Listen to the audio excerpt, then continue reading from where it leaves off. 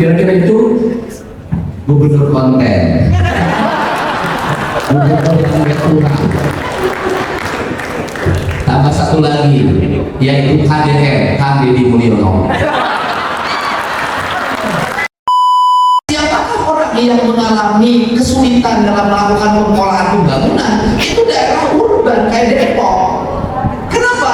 Manusianya itu ragam. Ketika manusianya ragam, kan tetap wali kota kan harus tampil menyatukan mereka. Apa yang bisa menyatukan mereka dari keragaman ini, dari egoisme ini, dari pola kebudayaan yang dibawa dari lingkungan asalnya masing-masing, dari individualisme itu. Sedangkan Depoknya tidak punya hukum untuk mengatur perbedaan dari mereka. Punya hukum, undang-undang yang diatur bagaimana tata bangunan, bagaimana tata ruang, tapi tidak ditaati. Apa itu? Rasa cinta. Rasa dan cinta yang bisa menyentuh manusia. Rasa dan cinta ini hari ini mudah untuk dijelaskan secara empirik dan diekspresikan dalam emosi. Maka media sosial itu menjadi perangkat hari ini untuk merubah manusia. Saya yakin itu. Kenapa? Asalkan bermedia sosialnya dilahirkan dari rasa dan cinta. Di mana efektivitasnya terbukti. Ayo, siapa yang belum mati?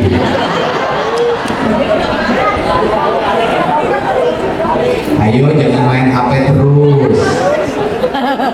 Ayo, siapa yang susah makan, yang melawan sama mama dan papahnya? Ayo, siapa yang jajan terus? Kalau tidak nurut, nanti Pak Gubernur datang ya. Saya bawa lu ke barak militer.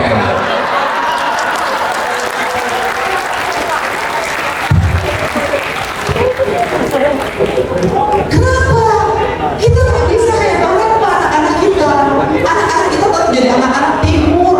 Dulu waktu saya di kampung, saya ada yang ditakuti di kampung saya, namanya Kigiri. Kalau saya nakal ibu saya pasti ngomong, wah ini bawa Kigiri sih. Indonesia hari ini mencoba merasionalisasikan, nggak bisa Pak. Yang terjadi adalah kekacauan. Kalau kekacauan kemudian tidak ada yang bisa menyelesaikan, filsafat Barat tidak bisa menyelesaikan, maka sudah Barat TNI adalah cara untuk menyelesaikan. Ya itu jangka pendek ya, tidak akan ada jangka panjang kalau nggak ada jangka pendek dulu. Ya jangka pendek dulu.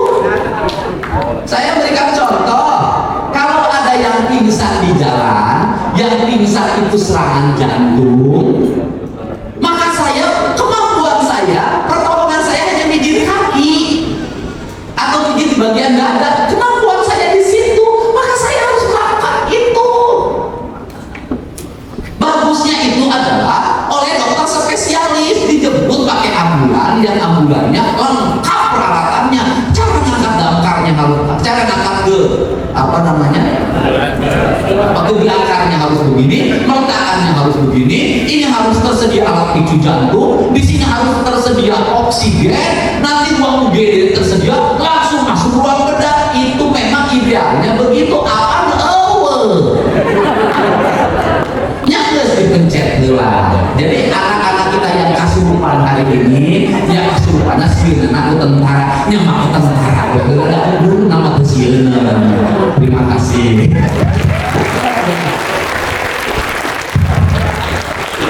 Oke teman-teman, jadi alhamdulillah ya kita semua tidak dibawa ke barak militer. Jadi aku ini secara sini ya.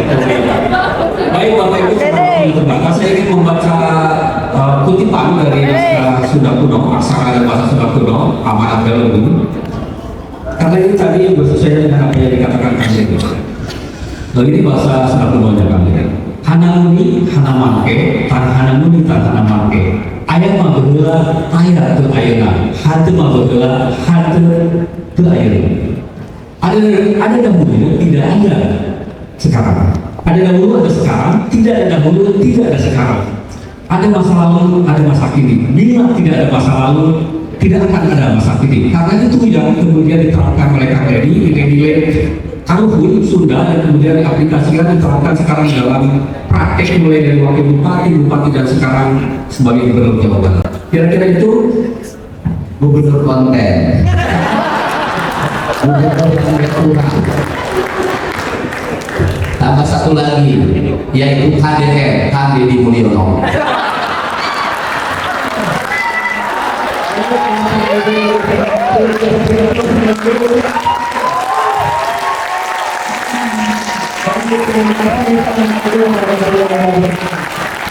Jawa Barat.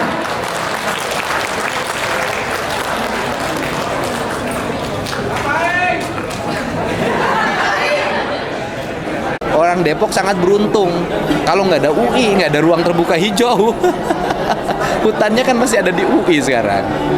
Asli. Itu terkait tadi Pak Deddy sempat bahas mau menjadikan Jabar itu minim eksploitasi yang seperti yang tadi. Iya, itu tadi kan kita kan hari ini sudah berapa ratus penambangan yang ditutup. Nah, penambangan yang ditutup itu kan cermin bahwa tidak boleh terjadi eksploitasi yang berlebihan yang menurunkan daya dukung lingkungan. Daya dukung lingkungan kan melahirkan bencana. Maka solusinya adalah pembangunan nanti penggunaan batu, penggunaan semen, penggunaan besi ke depan harus mulai dikurangi dengan menggunakan bambu sebagai alat untuk membangun, dan itu dibuktikan kan di Tiongkok bagaimana hotel dibuat dari bambu, di Amerika juga ada hotel dibuat dari bambu. Kenapa kita penghasil bambu terbaik di dunia tidak mengembangkan itu? Kalau itu akan mulai diterapkan. Akan mulai tahun ini kita akan mulai membangun beberapa sekolah dari bambu. Tadi Kang Deddy sempat disebut-sebut sebagai Mulyono 2, gimana tanggapannya? Ya nggak apa-apa disebut apa saja boleh lah. Yang penting kan orang kita tidak boleh sibuk dengan atau takut disebut apapun. Yang penting kan kita punya karya nyata yang baik bagi kepentingan masyarakat. Kang, tadi disebut tadi bahwa Indonesia ini sedang sakit atau seperti apa tadi Kang? Ya itu tadi bahwa kan kita tahu lah problem-problem polusi, problem bencana yang disebabkan karena rusaknya hulu sungai, rusaknya gunung gitu loh. Nah itu yang harus segera kita perbaiki secara bersama-sama. Jadi pembangunan yang berwawasan lingkungan. Jadi sorotan saya adalah pada kerusakan lingkungan yang harus menjadi opsi kita. Dan saya Jawa Barat aja kita lihat kan, Jawa Barat bagaimana banjir, bagaimana puncak itu berubah peruntukannya dan lahan terbuka hijau menjadi areal bisnis, kemudian areal yang pariwisata tapi lebih banyak bangunannya dibanding ruang terbuka hijau. Iya, penerapan jam malam. Oh iya, itu kan jam malam itu. Jadi gini, nanti dimulai di bulan Juni ya, Juni, dan kemudian nanti di tahun ajaran baru kita ingin menekankan bahwa anak-anak yang berstatus pelajar, ingat loh, yang berstatus pelajar, mereka itu jam keluar rumahnya sampai jam 9 malam.